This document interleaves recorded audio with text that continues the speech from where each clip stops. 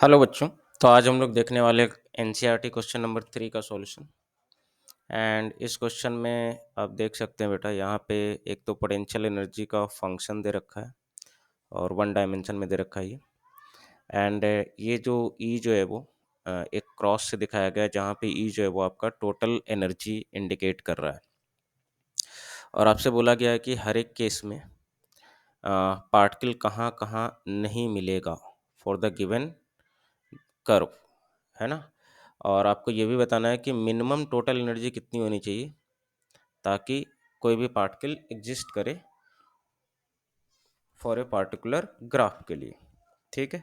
और फिर आपको सिंपल सिचुएशन भी आपको सोचना है कि फिजिकली क्या कुछ ऐसा एग्जिस्ट करता है कुछ।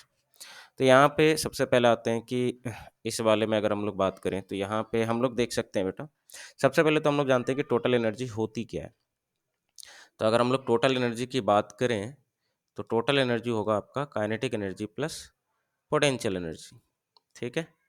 और हम लोग जानते हैं कि काइनेटिक एनर्जी तो सर ऑलवेज क्या होगा, पॉजिटिव होगा। एंड पोटेंशियल एनर्जी पॉजिटिव भी हो सकती है, नेगेटिव भी हो सकती है। वो यहाँ पे हम लोग ग्राफ के हिसाब से भी देख सकते हैं कि ये आपका जो लेवल है हॉरिजॉन्टल लेवल है, और ग्राफ अगर इसके ऊपर है तो पोटेंशियल एनर्जी पॉजिटिव बोलेंगे, और अगर ग्राफ इसके नीचे है तो पोटेंशियल एनर्जी क्या बोलेंगे, नेगेटिव बोलेंगे, है ना। तो इस हिसाब से हम लोग यहाँ पे फाइंड कर सकते हैं, टोटल एनर्जी का रिलेशन हम लोग देख सकते हैं। तो यहाँ पे एक चीज़ और ध्यान में रखिएगा कि अगर पोटेंशियल एनर्जी पॉजिटिव हो तो minimum value of total energy कितनी होनी चाहिए। तो अगर पोटेंशियल एनर्जी पॉजिटिव है बेटा तो यहाँ पे हम लोग बोल सकते हैं कि काइनेटिक एनर्जी की मिनिमम वैल्यू कितनी होगी। ऑब्वियस सी बात है, जब टोटल एनर्जी मिनिमम की बात चल रही है तो काइनेटिक एनर्जी यहाँ पे हमें क्या करना होगा, मिनिमम लेना होगा। और चूंकि काइनेटिक एनर्जी पॉजिटिव होती है ऑलवेज, है ना, तो मिनिमम वैल्यू इसकी क्या होगी, ज़ीरो हो सकती है। तो हम लोग बोल सकते हैं कि टोटल एनर्जी जो मिनिमम होगी वो ऑलवेज किसके इक्वल हो जाएगी, पोटेंशियल एनर्जी की मिनिमम वैल्यू जो होगी, क्योंकि यहाँ पे दोनों चीज़ें आपको मिनिमम लेनी पड़ेगी, है ना। जैसे अगर मैं बात करूँ इस ग्राफ में, तो इस ग्राफ में तो यहाँ पे पोटेंशियल एनर्जी कुछ है, वी नॉट है, और यहाँ पे ग्राफ नहीं है, तो हम लोग बोल सकते हैं यहाँ पे क्या है, पोटेंशियल एनर्जी जीरो है ना। तो पोटेंशियल एनर्जी की मिनिमम वैल्यू यहाँ पे हम लोग कितना ले सकते हैं, तो ये वाला पार्ट हम लोग ले सकते हैं, यहाँ पे जीरो है। और मैक्सिमम वैल्यू इस ग्राफ में पोटेंशियल एनर्जी की कितनी हो जाएगी, वी नॉट हो जाएगी। सिमिलरली अगर यहाँ पे हम लोग बात करें तो ये हो गई आपकी maximum value of potential energy, और ये हो जाएगी आपकी minimum value of potential energy. यहाँ पे ये मार्क जो है वो V1 दिया गया है, ठीक है।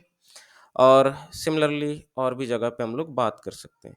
तो मिनिमम टोटल एनर्जी होने के लिए काइनेटिक एनर्जी भी मिनिमम चाहिए, तो काइनेटिक एनर्जी मिनिमम की वैल्यू तो ऑलवेज ज़ीरो होगी, है ना। क्योंकि यहाँ पे काइनेटिक एनर्जी के बारे में ऐसा कुछ स्पेसिफाई नहीं किया है, तो हम लोग मान सकते हैं कि पार्टिकल रेस्ट पे है। एंड पोटेंशियल एनर्जी फिर मिनिमम लेना ही पड़ेगा आपको। तो ये तो आ गया सिचुएशन है पूरा। तो चलिए यहाँ पे आते हैं। अगर हम यहाँ पे बात करें बेटा कि ये टोटल एनर्जी यहाँ पे इतना है, तो ऑब्वियसली देख सकते हैं यहाँ पे कि ऑब्वियस सी बात है सर कि टोटल एनर्जी तो सम होता है। तो टोटल एनर्जी कभी भी पोटेंशियल एनर्जी से यहाँ पे इस कंडीशन में आप देख सकते हैं लेसर नहीं हो सकता। और आप देख सकते हैं यहाँ पे पोटेंशियल एनर्जी ज़्यादा है टोटल एनर्जी से, टोटल एनर्जी इतना होना चाहिए जबकि पोटेंशियल एनर्जी इतना दे रखा है। तो ये तो कभी पॉसिबल होगा ही नहीं। तो अगर हम x ग्रेटर देन a से आगे बढ़ें तो ये वाला सिचुएशन कभी पॉसिबल होगा ही नहीं कि पोटेंशियल एनर्जी ज़्यादा है और टोटल एनर्जी कम है। क्योंकि अगर हम काइनेटिक एनर्जी जीरो भी कर दें तो फिर ये वाला कंडीशन वैलिड नहीं रह जाएगा, क्योंकि यहाँ पे पोटेंशियल एनर्जी की वैल्यू वी नॉट लिखोगे आप, और टोटल एनर्जी फिर कुछ और है, और काइनेटिक एनर्जी क्योंकि नेगेटिव होती नहीं है, ठीक है। तो ये वाला रीज़न जो है वैलिड नहीं है। अब यहाँ पे बात करें तो यहाँ पे हम लोग मान सकते हैं कि हाँ, पोटेंशियल एनर्जी यहाँ पे क्या हो जाएगी, जीरो हो जाएगी। एंड ठीक है, पोटेंशियल एनर्जी जीरो हो जाएगी तो काइनेटिक एनर्जी की वैल्यू कुछ ना कुछ अगर हम ले लें कि मान लेते हैं कि यहाँ पे काइनेटिक एनर्जी कुछ पॉजिटिव है, तो ये पॉसिबल हो सकता है कि हाँ, टोटल एनर्जी यहाँ पे एग्जिस्ट करे।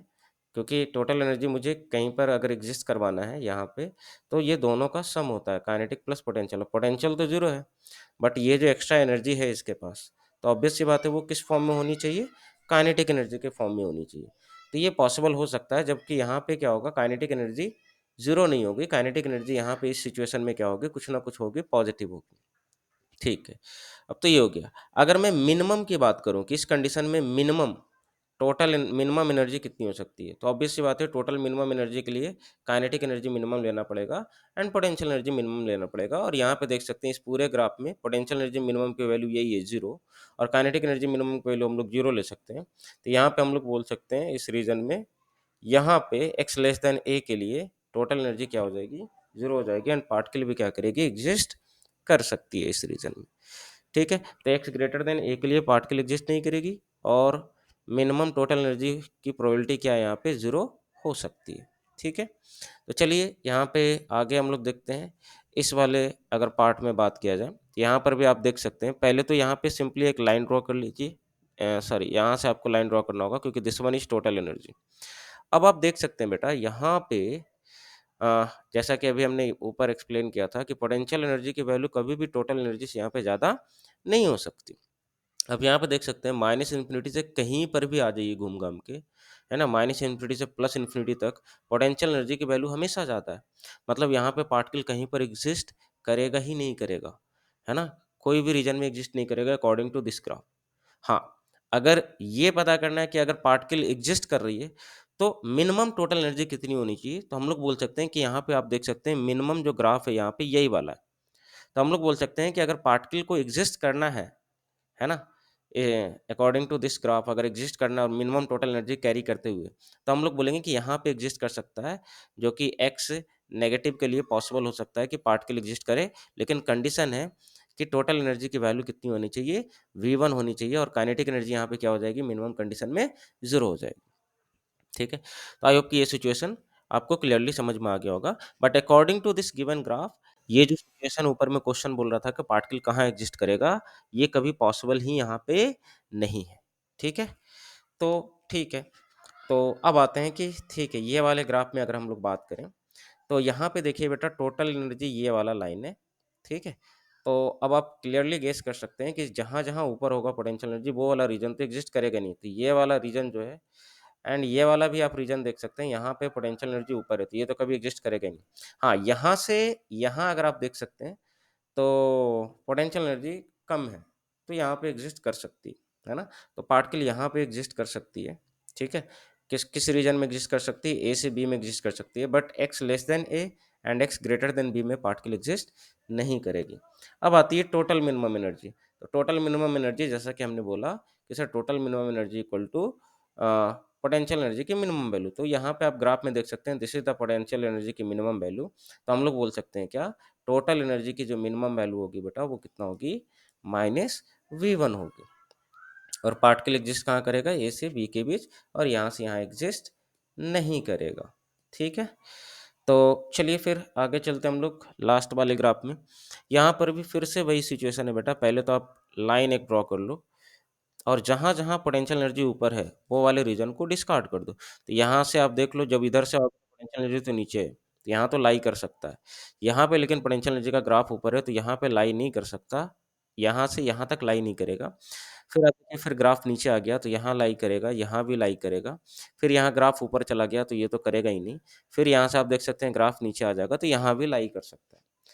तो अब सवाल है कि कहाँ कहाँ लाई नहीं करेगा। तो लाई कहाँ से कहाँ नहीं करेगा? तो ऑब्वियस सी बात है, -a/2 से -b/2 तक, और -b/2 से -a/2 तक लाई नहीं करेगा, और a/2 से b/2 तक भी लाई नहीं करेगा। बाकी सारे रीजन में लाई करेंगे। ठीक है, अब आती है फिर से कि टोटल मिनिमम एनर्जी की वैल्यू कितनी होनी चाहिए। तो फिर हम लोग जानते हैं कि टोटल मिनिमम एनर्जी के लिए वैल्यू कितनी होनी चाहिए? काइनेटिक एनर्जी 0 ले लेंगे, और पोटेंशियल एनर्जी की जो सबसे मिनिमम वैल्यू है, इस पूरे ग्राफ में आप देख सकते हैं बेटा, पोटेंशियल एनर्जी की मिनिमम वैल्यू ये है। तो हम लोग बोल सकते हैं मिनिमम टोटल एनर्जी की जो वैल्यू होगी -V1 होगी।